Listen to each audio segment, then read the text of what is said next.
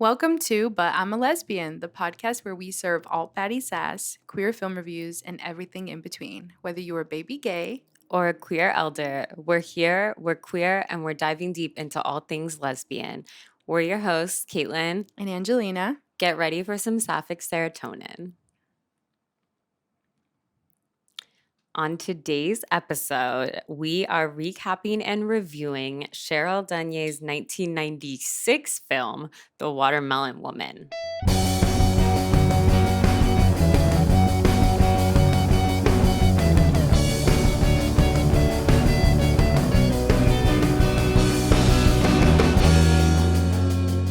Okay, so this movie's from the 90s and has many scenes and photos from the 30s and 40s. What is your favorite decade for fashion? Okay. I mean, I guess it really depends, but I feel like it's the 90s, and I don't know if it's because I was a child in the 90s. So, like, a lot of the people that I thought were really cool, like the cool older girls, were like wearing the most 90s things, like the Spice Girls with like the big platforms and like the baby doll dresses. But then I also love like the 90s like floral dresses that are like kind of long with like combat boots, and I like the grunge stuff too. I like the 90s. And then like late 90s we had a lot of the little like chokers and the little butterfly clips. Those are going into the early 2000s, but it was still late 90s. So anyway, what's yours? I feel like the 90s is definitely very obviously iconic, and everyone sort of like gets their fashion from that, which is why everything is like coming back now, and especially like the early 2000s. I definitely would have to say the 90s, but I also do like the 70s look. It's just, you know, like it's so hard to pick a decade, but if I had to say those, I'd say 70s and 90s most likely. Yeah. I like 70s too. I just don't feel like I like it even though I don't dress like it. Yeah, I don't know. I like it looking at it, but not wearing it, obviously. Yes, like I have a friend, the one that owns the store in Lompoc. Oh, yes. She dresses so 70s. She does. And it's so cute. And it looks so cute on her. It does. But it doesn't look like, I don't know. It's not a good look for me, in my opinion. I can see that. But it looks really cute on her. Yeah, I think. So do you have a hot take or a burning desire about this movie? Okay. So I thought I had a hot take, but I feel like, yeah, you know what? I'll go with my hot take. I really wanted Cheryl and Diana to be together, but Diana turned out to be like, you know, just not the person for Cheryl. But I really wanted them to be together because I think they're both hot and I like them. And I wanted them to be together, but you know, that's okay.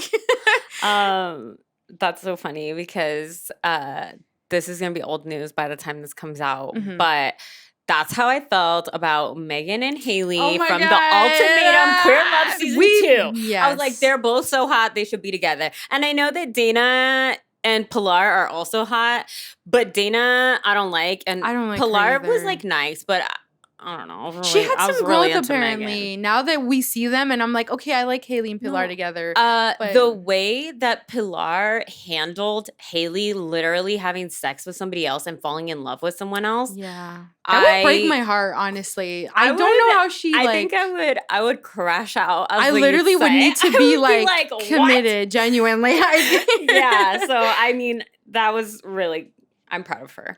Me too. Go her. See, she did a lot of growth, I think. Yeah. Obviously. Yes. We're like, good for you. Because, yeah. I just got distracted by Megan's hotness, and I was like, Megan, hot, Haley, beautiful, together, perfect. Yes, they work.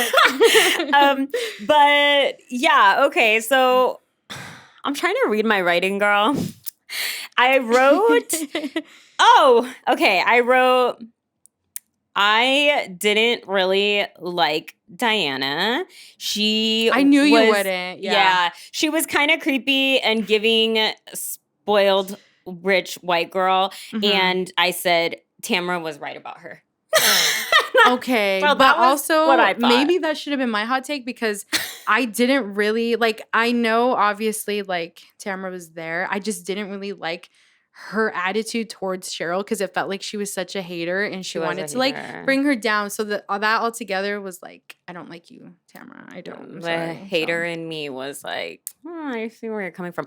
Also, Yeah. I watched this movie a long time ago. Yeah. And I really didn't like Diana at that time. And I thought that I couldn't remember why. And I was telling my wife when we watched it, I was like, remember Diana like runs off at the end and just like leaves Cheryl with Yes.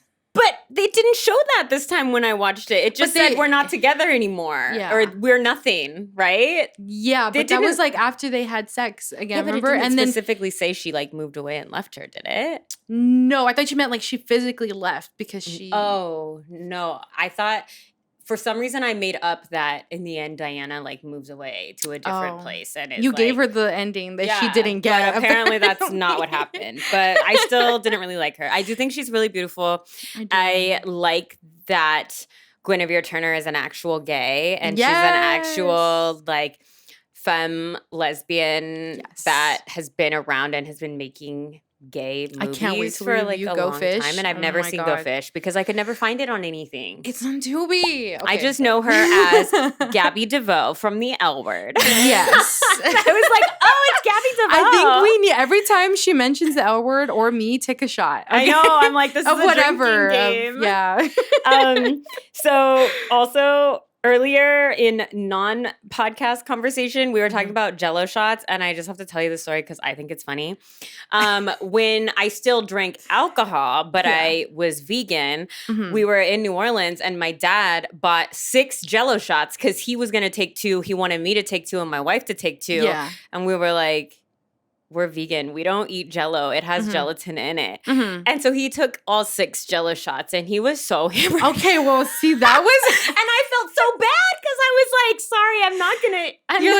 we're not going to break that because you bought 6 Jell-O shots. So anyway, that's all I think of when I think of Jell-O shots. I think of my dad being like, well, I guess I'm going to take all of them. He's like, oh, wow. Secretly, that's what he wanted. Probably. He's like, oh, no. Now I have to drink, you guys. He's like, oops. So silly. Okay, so... yeah, I guess that was my hot take. Our many hot takes. Yeah, those were my thoughts on it. Next, we will take a little break. But when we come back, we're going to go over the film. So grab a little snacky and stay tuned. Or take a Jell-O shot. Oh, yes, that's fine too if you're not vegan or do vegan Jell-O. Yeah.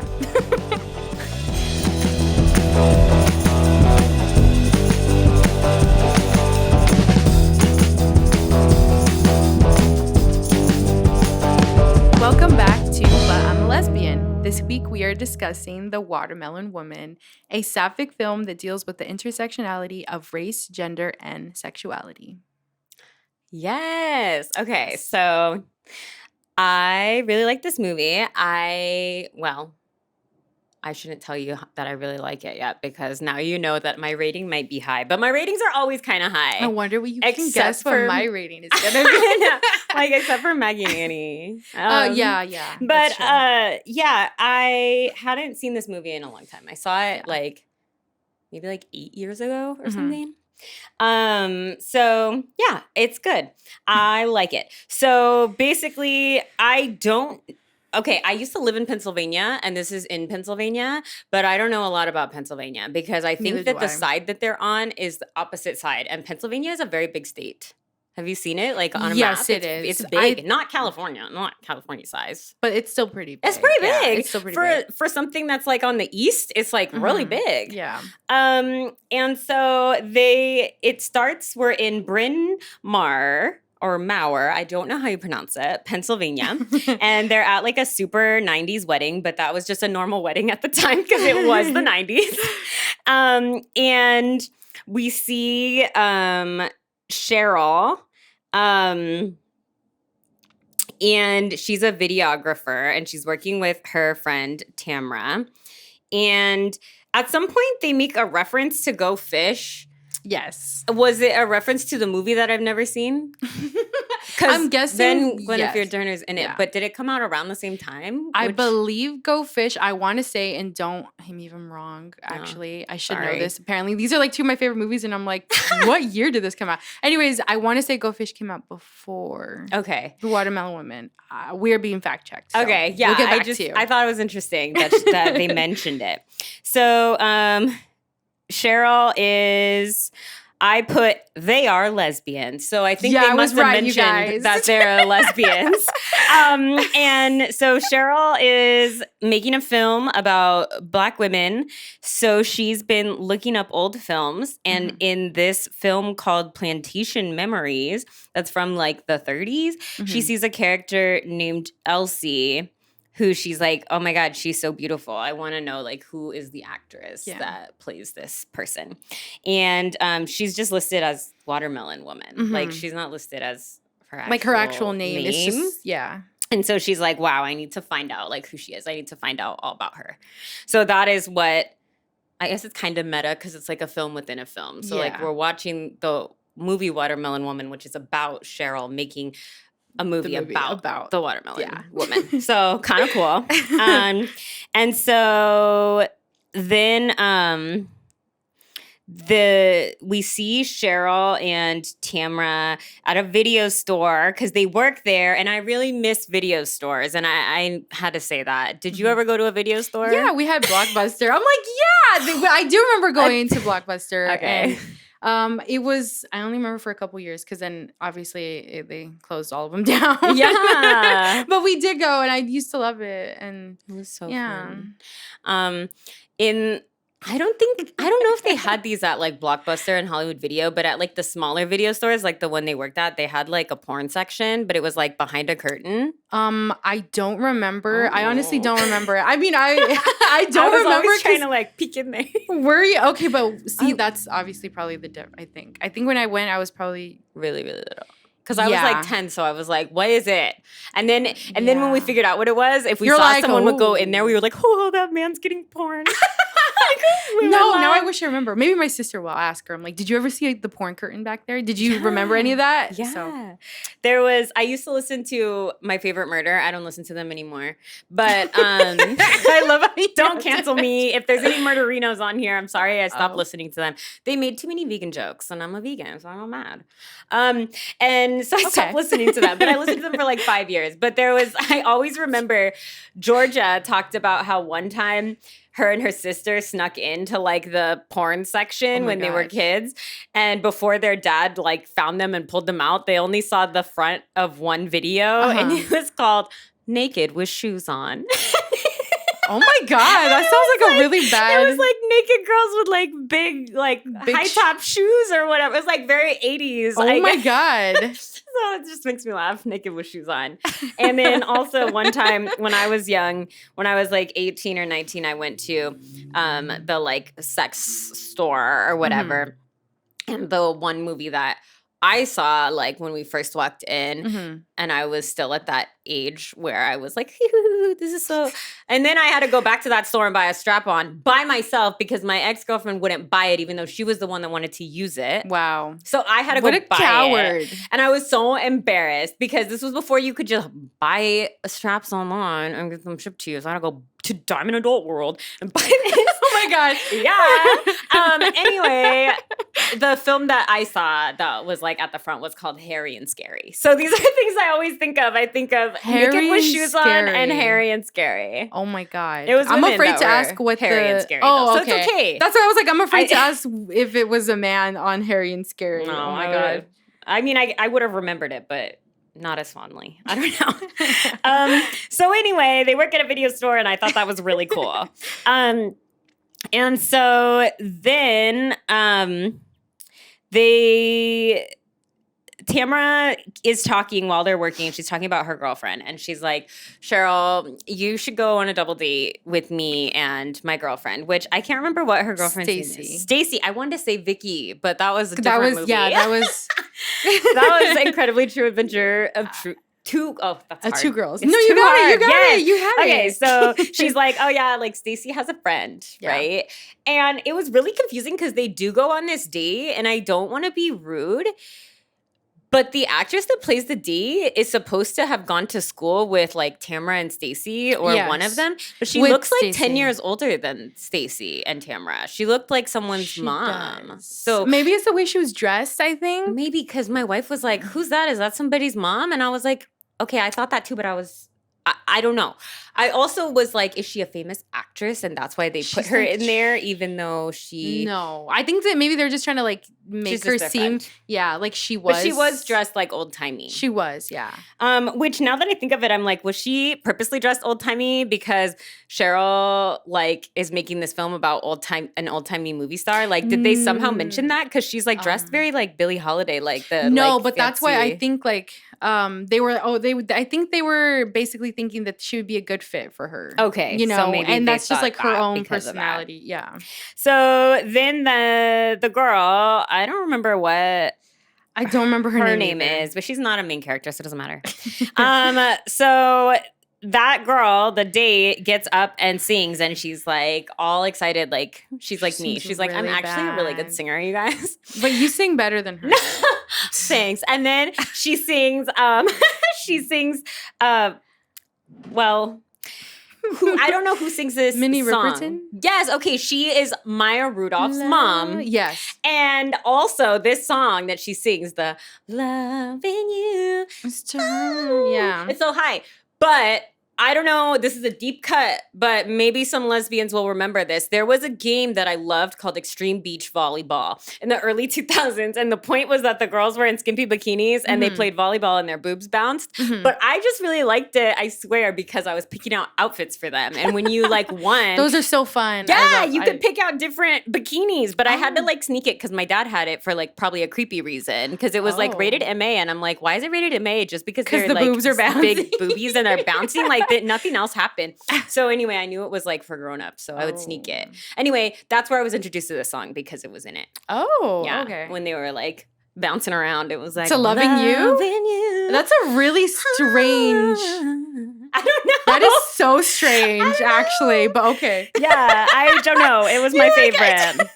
And so it's kind of embarrassing because she's like not a good singer, and everybody's like, Yeah. "Oh, why did she do that?" But she Yeah. was living her best life. So, and then the next day, we see Cheryl going about interviewing people about the watermelon woman. Like, hey, do you know who the watermelon woman is? Like, blah, blah, blah. And everyone seems to know a little bit about her. So I'm like, oh, she's like kind of more famous than I She's sorta- thought. yeah. But it's also like local. Like Yes. one person is like, oh yeah, she was like from this area, Mhm. right? And so it's so funny also because now you could probably Google stuff and find more stuff out. Yeah. But at this point, you'll see throughout the movie, like she has to interview people face to face, just like random people, and she also has to go to these like archives and like To look find things stuff. up. Yes. Yeah. But you know what? Probably somebody had to do that to put it on Google, especially. Yeah. I don't know where Google gets the information, especially from really old stuff. Somebody had to put it into the Yeah. internet at some point. And so she goes to her mom's house because she's like, my mom is old. And she probably She'll remember knows this. something about this. And her mom recognizes her from clubs. And she would sing at the clubs. I was a little confused because I feel like they kind of hinted that they were like gay clubs, but I was like, is her mom gay, or are they just clubs where everybody hangs out, but then they happen to be a lot of gay people there? Because later, I think we do find out that some of the clubs she went to were gay. Yeah, I think her mom recognizes her from the movies, but then she also like knows because Cheryl says some of her like family, like her mom's friends were in the family, which is like meaning that they are in the gay community. So that's how I feel like her mom just has like this knowledge, you know, and she's like, I would know. And so that's where she like starts her search, you know. Okay, yeah, that makes sense. And so then the next day, Cheryl's working back at the video store job, and she meets Guinevere Turner / Gabby DeVoe / Diana. And Diana keeps looking at Cheryl very sexually. She's like, all these dumb femmes. I know. honestly. I was like, But that's why I "Ugh." was like, go ahead. Damn, girl. Okay. And then we cut to Tamara's mom. something about, Tamra's mom gave Cheryl a card or gave Tamra a card to give to Cheryl. I can't remember. That is about a guy that is a film historian. He's gay, and it's, I think, specifically Black films. Yes. It's called Race Films. So she's like, this is great because this way I can find out hopefully more about this local elusive legend, the watermelon woman. So she's looking for more info about her. Then we see Diana at the front of the store, and she's gonna be like checked out, but it's like, haha, they're checking each other out. I felt. Yeah. And then there's like a new girl, and Cheryl has to like teach her how to like check her out or whatever. Yeah. And the new girl says something like, "Oh, what are you teaching me? Like how a customer picks up a clerk or something." Yes. So it's like one of those things. It kind of reminds me of Maggie and Annie, where it was like, we can see that like you like each other, like that type of thing. Okay, so then later we see they're at like a fruit stand, like a fruit truck, and there's like kind of like a long line, and Cheryl is in the line, but she sees at the front Diana is there, and she's getting some fruit, and she's with another, like a stud, a stem.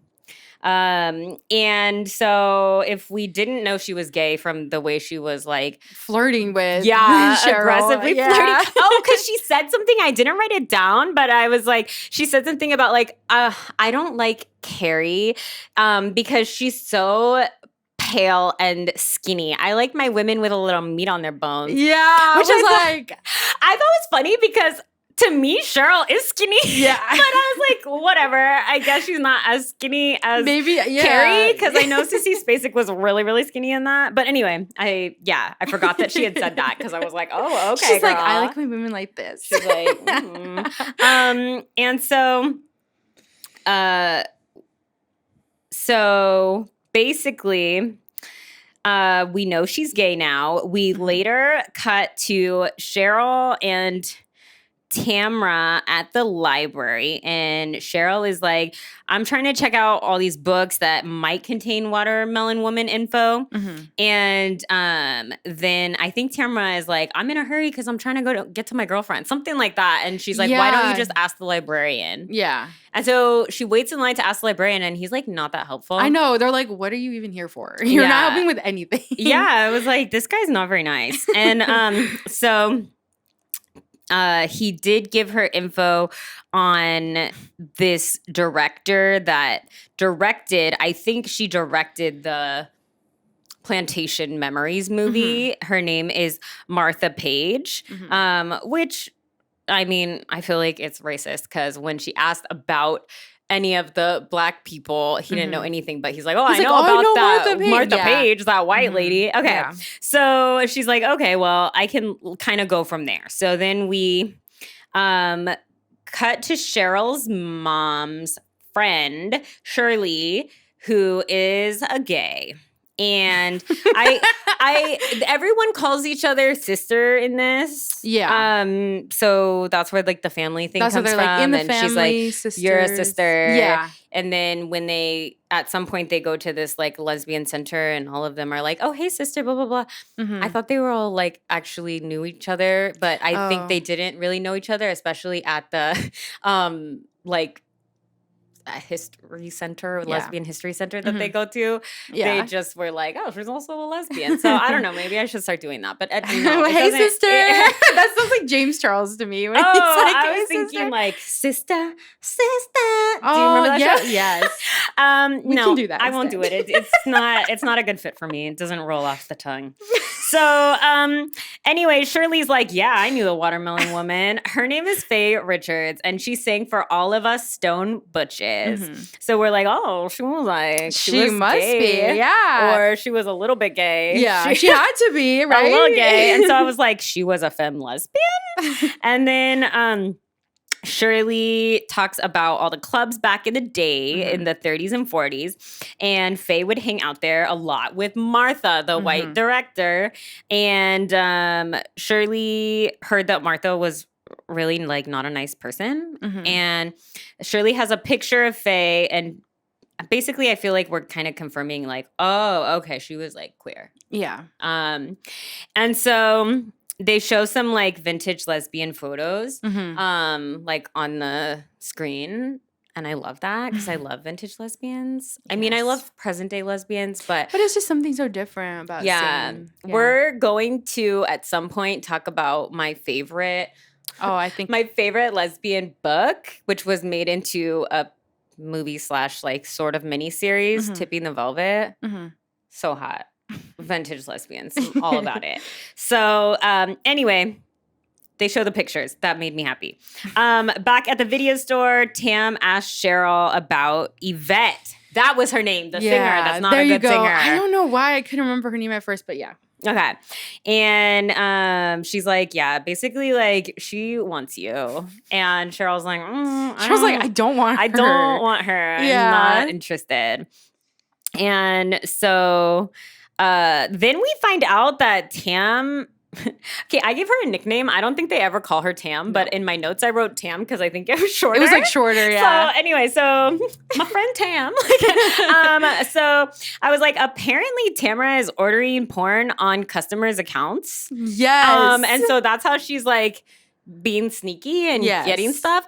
And I guess she ordered a bunch of porn on Diana's account. Yes. And then it's kind of funny and awkward because like of course, Diana comes in right after the boss was like, oh, can you call Diana blah, blah, blah, and tell her that we don't have, like, big black cock. I don't know. What was it? It was something. It was something. It was very specifically a black, I want to say black men porn. Yeah. And so then Diana shows up, and then the manager guy that's like he's a black man. Yes. And I feel like he was like, oh, you like these? He's like oh, okay. I was like, oh, this is so awkward. She's and like, she kind of just like went along with it. She's like, yes, I did order that. She's thank like, you. yeah, thank you. And she like took the stuff with her.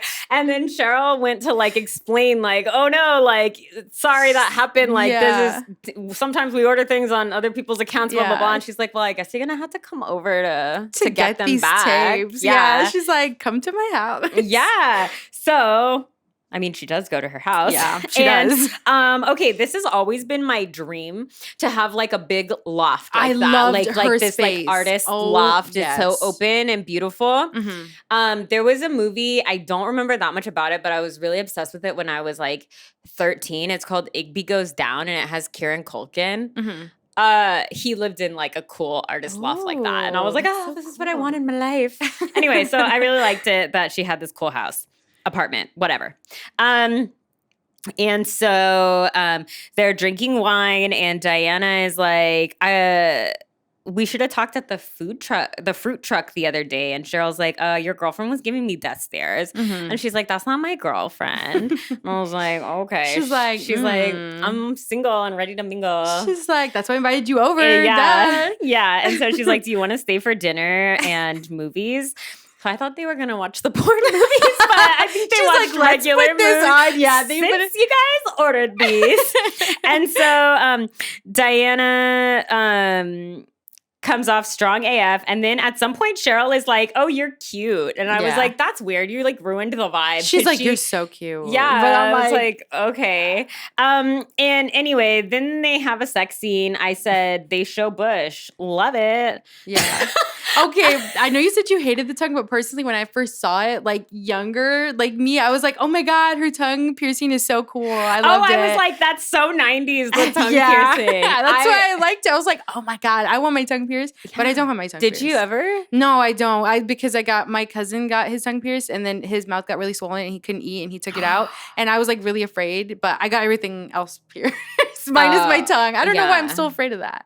I don't know. I had my tongue pierced in 3 spots. I had like the venom ones on the side, and then I had the middle one. And I thought they were so cool, but also just like my nipple piercings, my wife didn't like them.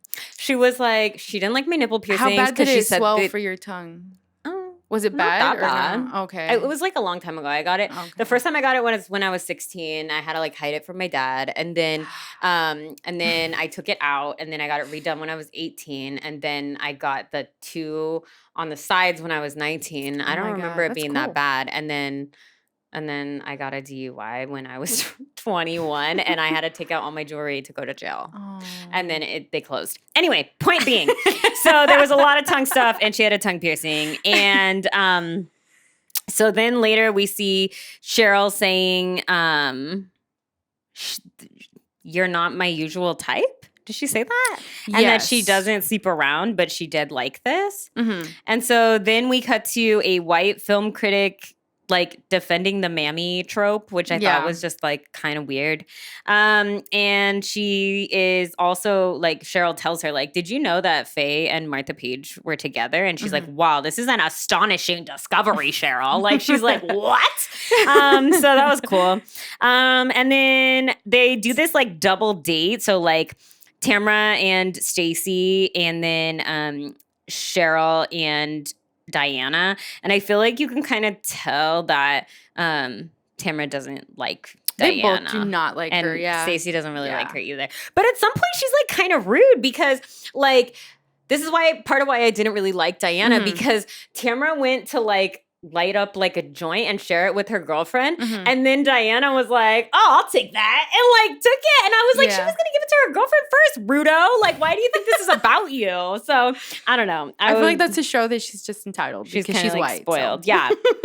And so then we also see that like Tamara does seem kind of like a hater though, because we're also hear her talking about how she doesn't like their other coworker, Annie, that is like this little like, I don't know, kind of like goth girl. With Yeah, dog she like collar. makes She's fun like, of "Ew, her. I hate how she dresses, blah, blah, blah." And I was like, wow, she's really judgmental.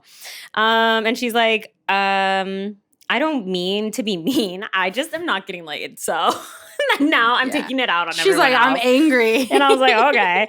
And so it seems like things are moving a little bit fast with Diana and Cheryl, but I don't know how much time has passed, because she's like, "Oh yeah, well, I got a key to Diana's house already." Yeah, like, which is crazy. I want to know the time frame, but I mean, yeah. And Tamara is talking about, I think she's talking about like race issues, but I don't remember exactly what she says. And then it's awkward because like Diana walks up while they're like talking, so she probably heard whatever they were saying. Anyway, at some point, Annie, the girl that works at the video store that Tamara doesn't like, is like, "We should go to this lesbian archive called Clit in New York and look for info on the watermelon woman." So I like Annie. She seems very helpful. She's nice. Yeah. So they give her a box of archived info about Black lesbians in Philadelphia. And Cheryl finds a pic of Faye, and it says, "To June Walker." So she's like, "Well, I got to find June." Yeah. And then she gets in trouble for videotaping. The sisters stuff, there are like, "No, sister." They're like, "Stop." Yeah. And so she asks like, "Well, can you tell me who donated this stuff? Like, where it come from?" And they're like, "Well, we have to wait. We have to talk about it with the other members." And so she's like, "Okay, whatever." And then at some point, I don't think she gets it from there, but Cheryl gets a Hollywood lesbian book, and it mentions Martha and Faye and how like they were a thing or whatever.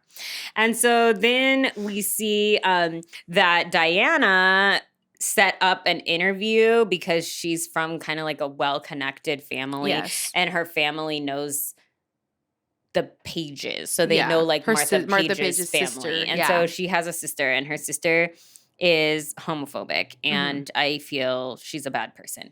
And so she's like, "My sister's straight." She's like, "No, she never did that. None of that was true." And Cheryl's like, "No." Yeah. She's like, and anyway. So Cheryl kind of was like, "You're wrong." Yeah. And then Diana kind of seemed like, I feel like she felt like she didn't want Cheryl to like cause a scene. She was just like, "Oh, let's just go." She was like, she's like, "Oh my God, don't press this matter anymore." Yeah. So that was kind of it was typical all an her, awkward situation. And then at some point, Cheryl and Diana are like hanging out together. I don't remember if they had just had sex or not, but they were like at her apartment, and they did. Yeah. Cheryl's like, I've had so many black boyfriends. Yes. And I thought that was really weird. She's and just like, Cheryl also thought that was really Yeah. weird. And so then I feel like Cheryl was like, you're kind of weird. She's like, you're a weirdo. She was like, you're a mess. And she's like, what do you mean by that? And I felt like she got like kind of defensive. She was. And then Cheryl kind of like left, I feel. Cheryl was like, I can't do this. Yeah. No. Which I don't know. I don't think that Diana meant it this way, but I think that they put it in for a reason. Because it was giving like, is she like fetishizing a whole group of people? That was like what it came off to me like. And that's what I thought Cheryl was saying when she was like, you're a mess. Which is also what Stacey and Tamara were also like implying. Kind of saying. Yeah. And so then later we see Cheryl driving. Her car breaks down. She gets racially profiled by these cops that think she's a guy and that she's a crackhead. And that's like, what the hell? And so I like that they showed that. So then we see that Cheryl got in contact with June Walker. So the people at Clip must have actually met and they agreed that they could tell her the info. And so they gave her the info to contact June Walker. And so they talk over the phone a little bit. And she's like, oh, I can bring you like food. And she was like, okay. And I think it was like she puts turkey legs in her... Was it like green? Like something. She puts it in something. And it was like different. And I feel bad because I don't listen because I don't eat meat. And I was like, ugh, turkey legs. I was like, clock out. Anyway, so she was going to bring her food. And she says, yeah, like we were together for over 20 years. Do you want to come and meet me and we can talk more about it? I can show you like any of the stuff that I have and you can interview me. You just need to bring me lunch. So then we see Cheryl going there to bring her lunch and she's not answering the door when Cheryl knocks. And the neighbor comes out and the neighbor is like, oh, are you Cheryl? June got taken away by an ambulance. She's old and she has some problems. She had some issues. I don't remember if she had a stroke or there was something. She had something. And she's like, but she wanted me to give you this package. And so she gives the package to Cheryl and Cheryl reads the note that June left her in the package. And if we didn't already gather this, I hate to break it to you, but Faye is dead. So she says Martha shouldn't be included in a documentary about Faye's life and that Faye paved the way for lesbians of color. And then they show a street musician. I'm pretty sure that this same street musician was in an episode of The L Word, you guys. I really think so. But I forgot to look up her name. So if anyone knows. Wait, are you talking about oh, I don't know. I don't remember the name. Never mind. We'll look this up later. I don't know. I really think she she was in an episode of The L Word. Okay, so then we see Cheryl talking to the camera. Basically, she's doing like a confessional type of vibe, and she's like, yeah, me and Diana are not together. And also I'm in a fight with Tamara, my best friend. So life is a little bit hard. And then they show us part of the documentary that she made so that we're seeing like the film within a film. And so I put Faye was Faith. So I think her real name was Faith. And I said... I just put my own opinions in here. Instead of, I was like, instead of the movie, you're like, this is what I think, like, actually. I was like, it is so sad that Faye was typecast, but shit like this still happens. Yeah. And also, I want to say that as this ended, because it ended this way, like kind of like interspersing the credits with clips of the film within a film. That me and my wife were like, oh my God, we need to look up if this is a real person. And then it literally says at the end, this was not a real person. Yeah. And I was like, oh, we could have just waited. But you were like hoping for it. Well, so, yeah. And then you also have to remember that it was made in the 90s. So people couldn't just Google, was this a real person? Yeah. So I thought that was really interesting. And I also wrote, I like how they intersperse the credits with the footage of the documentary. Yeah. I like that because it made me want to like actually read the credits. Yeah. versus just going away from it, you know? Being like, oh, the movie's over. It's Yeah. So that's the end. Apparently, in the version that I remembered in my mind, there was more to it, but there is not. There's no scene about how Diana moved away. They just broke up. That's okay. You gave her ending. Yeah. You gave her the ending, I guess, that we all wanted, but Yeah. now I wanted the closure. So now, the moment you've all been waiting for, our version of Fuck, Marry, Kill, Munch, Merge, Murder. The options are Cheryl, Tamra, and Diana. So who are your three? Even though I feel like I can guess who your three are going to be, but who are your three? Well, I know. I need to not give away when I don't like someone because I was like, I really don't like Diana. I do too. And then you're like, wouldn't that be a surprise if we're like, actually, we're going to merge with them? Yeah. Yeah. I feel like I would merge with Cheryl. We got confirmation that the street musician was an L word. I knew Breaking it. I knew it. News. God. I want to say, I feel like I can guess who it is, but then I don't also want to be wrong. Was it Betty? Was it part of them, or is this completely wrong? There was a scene where they specifically showed a street musician. Okay. She played a street musician again. But I think she's like a famous musician, and I don't know if she often plays outside on the street or whatever, but I remember because I'm obsessed with the L word, and I remember when the episode came out or whatever, or one of the recaps I listened to, someone was like, and this is blah, blah, blah, and she was kind of famous, blah, blah, blah. And so when they showed this person again, I was like, okay, this is weird that it's also a street performer and they look alike. And it's kind of the same time period, 1996 to like 2005-ish. Like it's like within like... You were right. Yeah. Yeah. Girl. Yeah, I guess I would... Oh, this is like harder than I was thinking. Because Diana is I'm really surprised. pretty, but she annoyed me. So, okay, I will murder her. But I feel bad. And then I would merge with Cheryl and I would munch Tamra. Okay. What would you do? I would merge with Cheryl. I would murder Tamra. And then I would munch. Or no, yeah. Wait, did I say merge with Cheryl? Yeah. And then I'd munch Diana. Yeah, it was kind of hard because Tamra was kind of a hater, but I just felt like she was right. I just couldn't, I mean, okay, some parts of it, yes. Yeah. Yes. But other parts of it, I just disliked her attitude towards her friend because she was being very, like, bad vibes. So. Okay. I know. Yeah. Okay, what would you rate this movie out of 5 cherries? This is one of my favorite movies, so 5 out of 5 cherries. What about you? Okay, I'm saying 4.5. Okay. Only because... I said I didn't like the ending. Obviously, I'm not talking about the credits part. Yeah. But I felt like I had to make up in my mind why they like broke up and blah, blah, blah. Why it was just left in the air. I feel like I wanted more closure about what happened, but I did really like it. So, yeah, that's where we are with that. So I'm really glad to see you gave it such a high rating. I know. I'm like, it's one of my favorite movies, guys. Yeah. It's one of my favorite movies. And I'm like, low score, but actually no high score. I love this.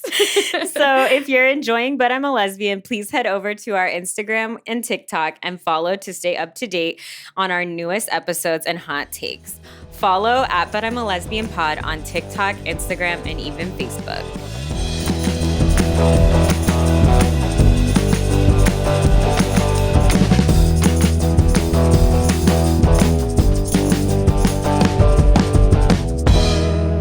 Welcome back and get ready for our next segment, WLW History, brought to you by Caitlin.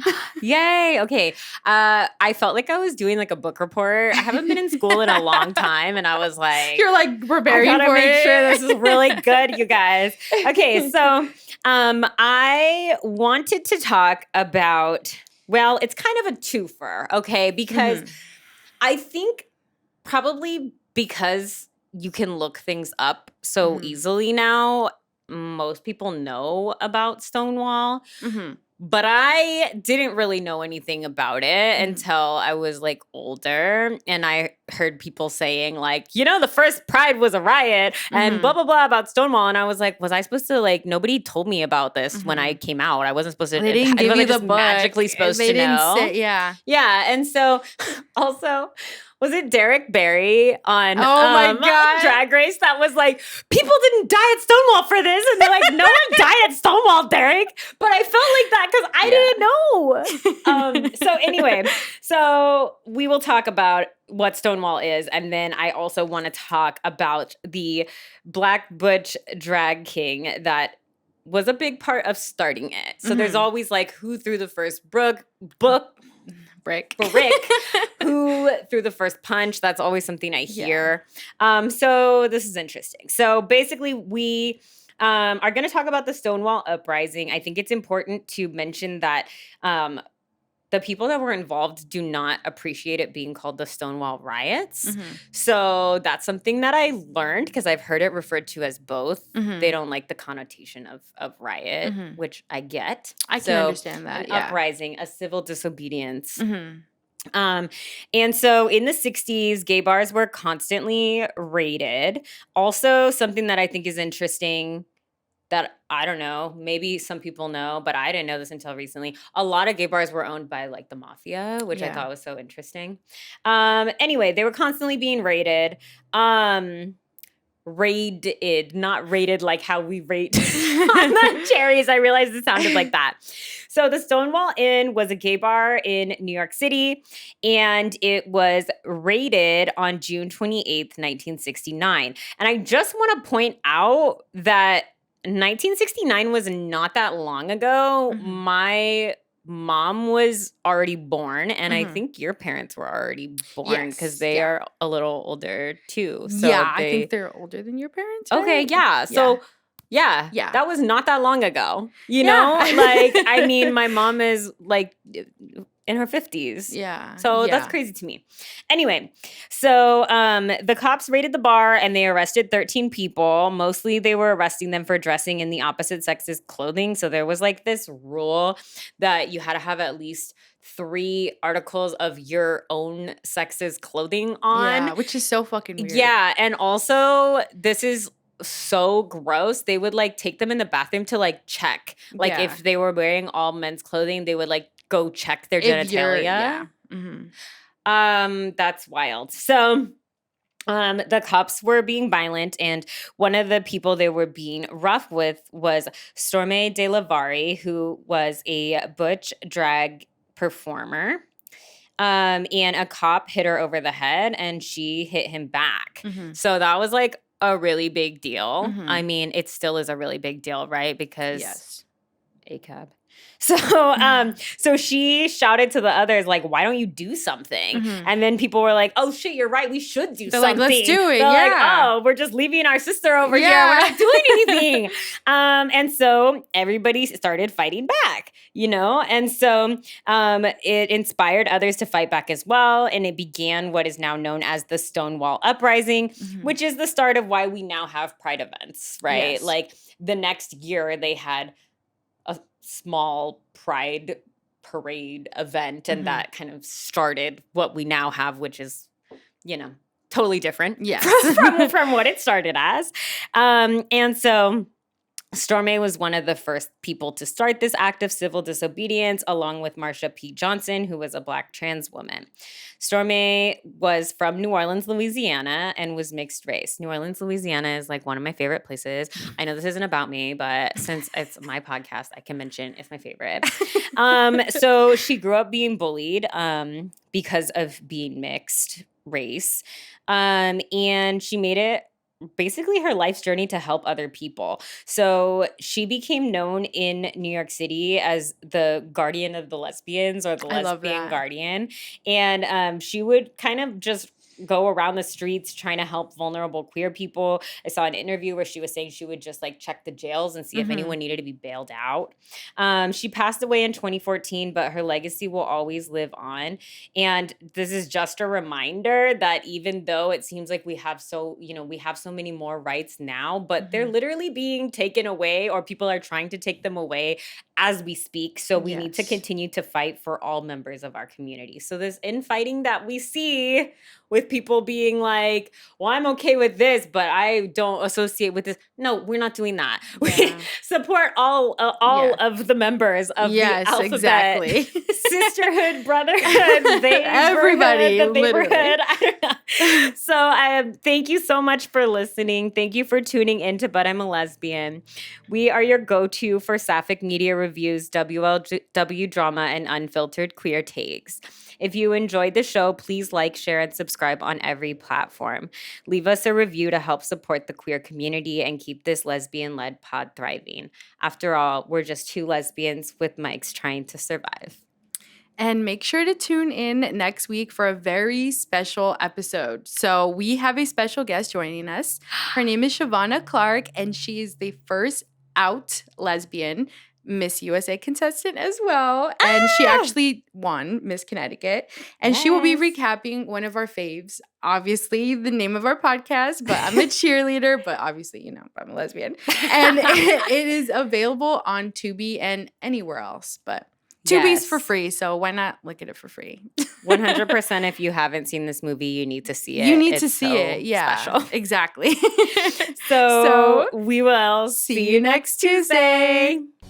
Executive producers for But I'm a Lesbian are Caitlin Beatty and Angelina Herrera. Produced and mixed by Victoria Shiflett. Creative direction and video editing provided by Juanita Iriarte. Music by Stiletto Falsetto.